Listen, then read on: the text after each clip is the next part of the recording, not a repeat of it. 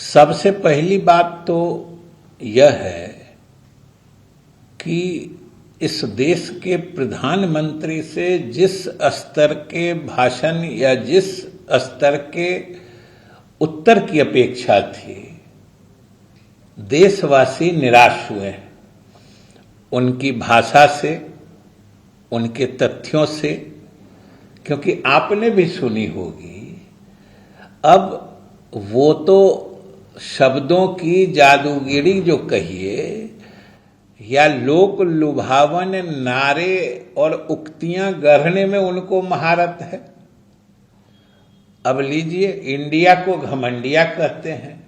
हमको लगता है कि उनको आभास हो गया है कि उनके घमंड को इंडिया ही चूर करेगा, तो इसलिए अपने घमंड को वो इंडिया से जोड़ रहे हैं। और कैसी कैसी बातें उन्होंने कही कि वहाँ बेंगलोर में क्या हुआ, यूपीए का क्या हुआ। पूरे अविश्वास प्रस्ताव की दिशा और फोकस केंद्र में मणिपुर था। मणिपुर के बारे में उन्होंने क्या कहा, और मणिपुर के बारे में चाहे विश्वास मत प्रस्ताव का नतीजा जो भी निकला, इसको कौन झुठला सकता है कि लगातार पिछले 3 महीने से मणिपुर में हिंसा का तांडव चल रहा है। गृह मंत्री 3 बार वहां गए, एक बार 3 दिनों तक लगातार रहे, पूरे देश को आश्वस्त करते रहे कि हम हिंसा पर काबू पाएंगे। लेकिन नतीजा क्या निकला? आज तक हिंसा जारी है। और वहां तो डबल इंजन की ही सरकार है। मिजोरम में भी भाजपा की सरकार है और केंद्र में भी आदरणीय मोदी जी बैठे ही हैं। और केंद्र और राज्य सरकार दोनों मिलके 3 महीने तक लगातार हिंसा पर काबू नहीं पा सके हैं। इससे दुखद क्या हो सकता है? विश्वास मत का नतीजा कुछ भी आए तो ये हकीकत बदल जाएगी क्या? और ये तो पूरा देश जानता है कि वहां इनके मुख्यमंत्री के पक्षपाती निर्णय और कदमों या उनके एक्शन से स्थिति और भी गंभीर और भयावह हुई है। तो ये तो सब देख रहा है। तो मणिपुर पर उन्होंने तो कहा नहीं, देश को तो उन्होंने कोई गारंटी, कोई समय सीमा तो दी नहीं कि हम इतने दिन में वहां की स्थिति नियंत्रण में कर लेंगे। शायद उन्हें भी इसका अनुमान नहीं हो रहा है। जो आखिर विधि व्यवस्था मणिपुर में कब तक नियंत्रित होगी, ये मिनिमम है जो देश आज उनसे सुनना चाह रहा था। लेकिन ऐसा कुछ नहीं हुआ। और हमें तो सबसे दुखद आश्चर्य तब हुआ जब प्रधानमंत्री ने मणिपुर की हिंसा को 1966 के मिजोरम की घटना से जोड़ दिया या तुलना करने लगे, जो उस समय क्या हुआ था। एक तो 1966 में मिजोरम प्रदेश नहीं था, वो असम प्रदेश का हिस्सा था। 1972 में वो केंद्र शासित प्रदेश बना और 1987 में राज्य बना है, पूर्ण राज्य। और जिस समय की चर्चा प्रधानमंत्री ने की, उस समय लाल डेंगा के नेतृत्व में मिजो नेशनल फ्रंट पूरे मिजोरम क्षेत्र को भारत से अलग करने की लड़ाई और आंदोलन और वो उग्रवादी गतिविधियां चला रहे थे। तो आखिर कोई क्षेत्र या किसी क्षेत्र के लोग किसी उग्रवादी नेतृत्व के साथ होकर देश से अलग होने की लड़ाई लड़ रहे हैं, उसकी तुलना हम मणिपुर के जातीय हिंसा से कर देंगे। और उसकी लड़ाई की चर्चा हम मणिपुर में जो मैतेई और कुकी समुदाय के बीच गलतफहमी के कारण जो हिंसा हो रही है उसको हम अलगाववादी आंदोलन से जोड़ देंगे।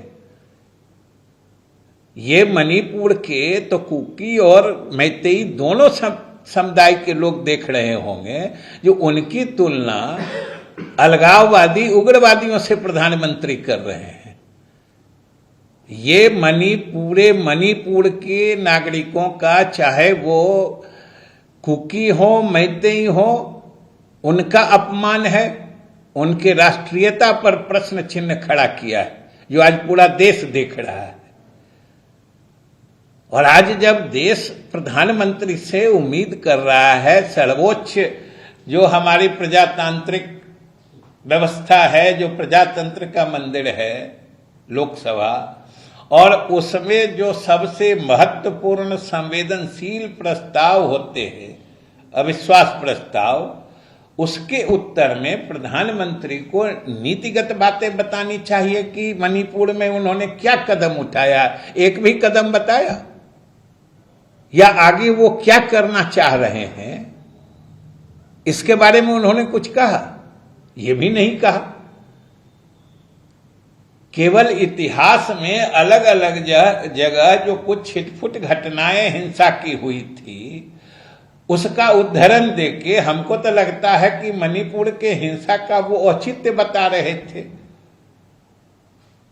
और उसको औचित्यपूर्ण साबित करने की कोशिश कर रहे थे कि नहीं, यहां से वहां जो हिंसा हुई कोई बड़ी बात नहीं है, पीछे भी ऐसा हुआ है। ये इस भावना से प्रधानमंत्री संसद में बोले, भाई ये बड़ा दुखद आश्चर्य है। इसलिए हम लोग तो, और हम समझते हैं कि कोई भी देश का संवेदनशील नागरिक आज बहुत निराश हुआ होगा प्रधानमंत्री की तकरीर को सुन के। प्रधानमंत्री ने बेंगलोर में जो क्रियाक्रम की बात क्रियाक्रम हो गया था, एक तरफ उनकी उदासी थी और दूसरे तरफ फिर इंडिया जो कि घमंडिया है उसके लिए उन लोग। देखिए ये सब जो शब्दावली है प्रधानमंत्री की, इसको हम प्रधानमंत्री की लोक लुभावन शब्दावली कहते हैं, जो तथ्य से परे होते हैं और तथ्यहीन होते हैं। इधर घमंडी है, उधर क्रियाकर्म है। और इससे तो और स्पष्ट दिख रहा है कि प्रधानमंत्री बेचैनी में ऐसी बात कर रहे हैं कि आखिर इन्हीं का भाषण आप पहले का सुन लीजिए। पहले तो इस तरह की भाषा का वो प्रयोग नहीं करते थे। इंडिया बनने के बाद से जो पूरे इंडिया का समर्थन इंडिया के लिए दिख रहा है, शायद इसी के घबराहट है, बौखलाहट है। क्या क्या बोल रहे हैं, क्रियाकर्म कर रहे हैं, घमंडिया कर रहे हैं। कहाँ मणिपुर के नागरिकों को वो लाल डेंगा अलगाववादी ताकत से तुलना कर रहे हैं, जिक्र कर रहे हैं। ये सब बेचैनी का प्रतीक है। उन्होंने कहा कि जिस तरह से 2018 में मैंने कहा था कि 2024 में ये लोग मेरे खिलाफ अविश्वास प्रस्ताव लाए, लेकिन इन लोगों की कोई तैयारी नहीं थी। लेकिन अगली बार जब लाए 2028 में तो तैयारी के साथ आए। तो तैयारी तो इतनी थी कि प्रधानमंत्री अविश्वास प्रस्ताव के मुख्य मुद्दे पर कुछ बोल ही नहीं पाए। इससे ज्यादा तैयारी क्या चाहिए? हम तो आप ही लोग से समझना चाहते हैं, या पूरा देश देख रहा होगा कि मुख्य रूप से मणिपुर के मुद्दे पर अविश्वास प्रस्ताव था। और मणिपुर पर उन्होंने क्या कहा कि मणिपुर में केंद्र सरकार ने क्या क्या कदम उठाए, कुछ गिनाए क्या? कितने दिनों में वहां हिंसा नियंत्रित की जाएगी, इसके बारे में कुछ बताया क्या? तो आखिर इससे अधिक तैयारी उनको और क्या चाहिए, जो उनको घमंडिया और क्रियाकर्म की भाषा तक पहुंचा दिया? उन्होंने यह भी अनाउंस किया कि 2024 के चुनाव के बाद 2028 में भी आप लोग लाइएगा अविश्वास प्रस्ताव, यानी कि सरकार उन्हीं की बनेगी। नहीं, देखिए, अब बोलने में तो वो 28 पर मान गए, इसके लिए उनको धन्यवाद है ना। वो 32 भी बोल सकते थे, 36 तक बोल सकते थे, इसलिए 28 तक रुक गए, इसके लिए उनको धन्यवाद है।